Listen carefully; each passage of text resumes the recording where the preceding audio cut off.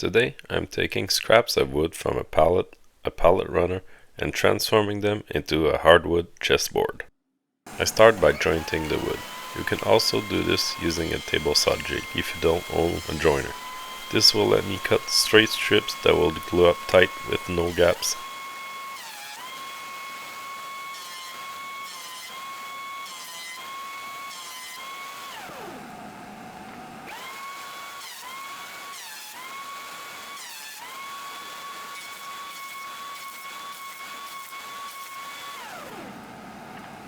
I set my table saw fence to 2 inches, putting my jointed faces towards the fence and table surface.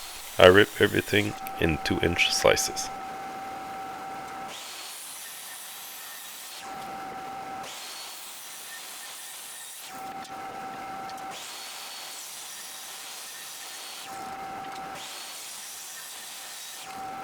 As you might have noticed, I have 4 red slices and 2 thicker white slices. I'll resaw the thicker white maple into 4 slices total.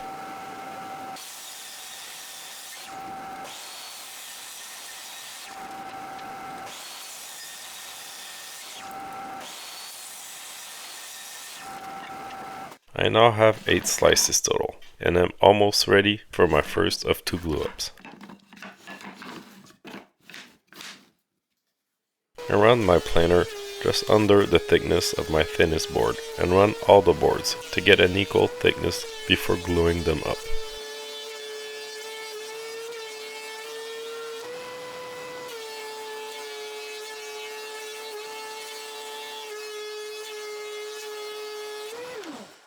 To make trimming the boards easier later, I'm making all the boards the same length with my miter saw.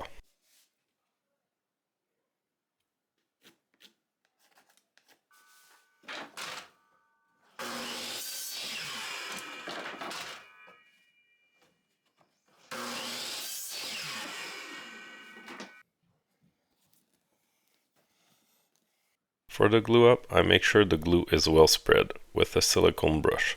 Since we're going to be slicing it up later, make sure there's glue on all of the contact surface.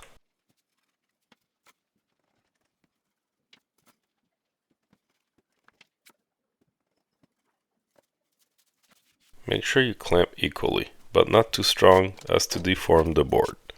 Make sure you clamp it also vertically, else it'll just break apart before you even get a chance to clamp it down.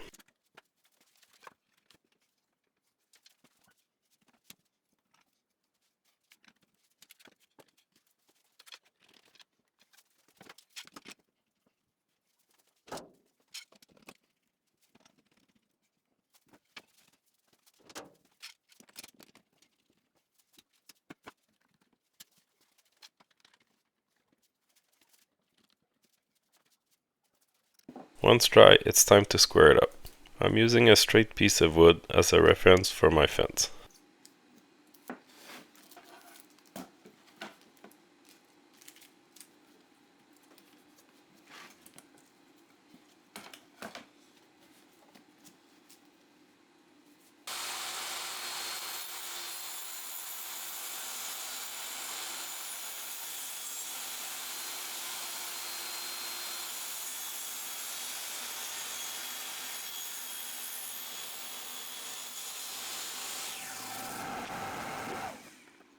With a straight edge, you can now cross-cut it all into 2-inch slices to get them ready for the second and final glue up.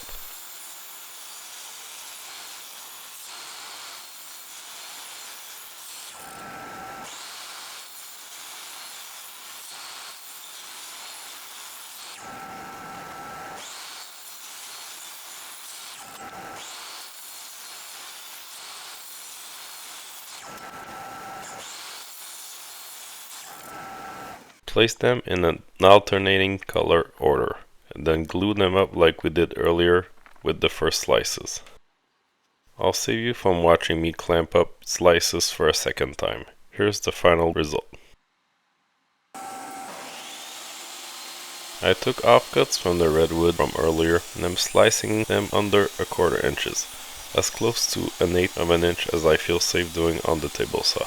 I'll run them in the planer after. My goal is to create a border edge band around the board.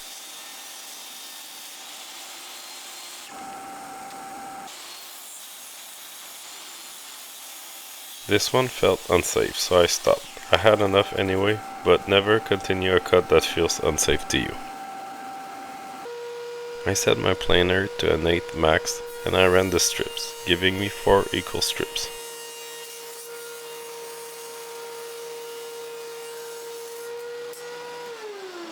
Using my bandsaw to cut 45-degree miters, I'm gluing and brow nailing the edge banding to the board. I made it proud by about a 1/16 of an inch, so I can sand it flush later.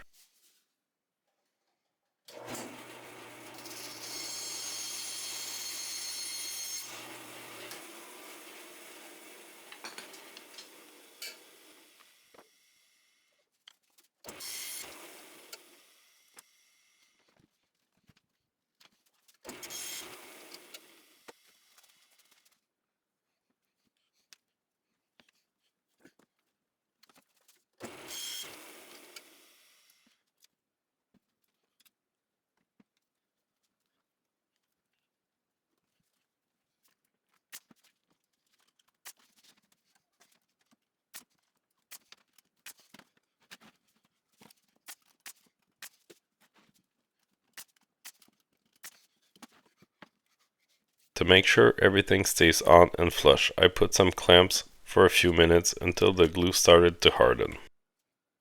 I sanded the board to 120 grit with an electric sander until no more glue was visible and everything felt flush.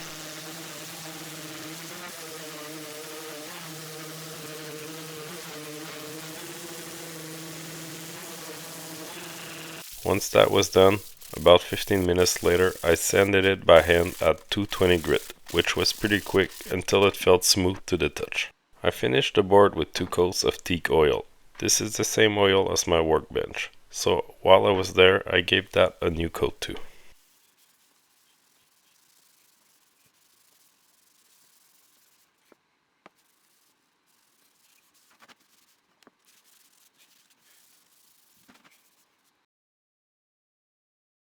For the underside, the reason I didn't finish or even sand it is because I'm covering it with felt. I started by spreading a thin but complete layer of wood glue, then spreading a dollar store felt across the bottom. I cut it grossly with scissors, then finished it with a box cutter.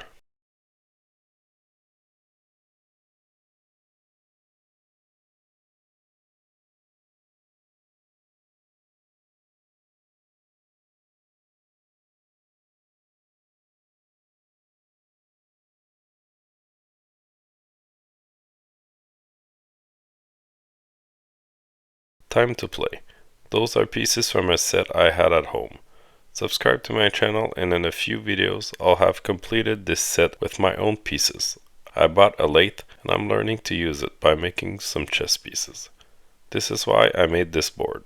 More coming up soon for that. Thanks for watching. I hope this helped inspire you to make stuff from scraps or pallets or any other wood that would go to waste. See you next time.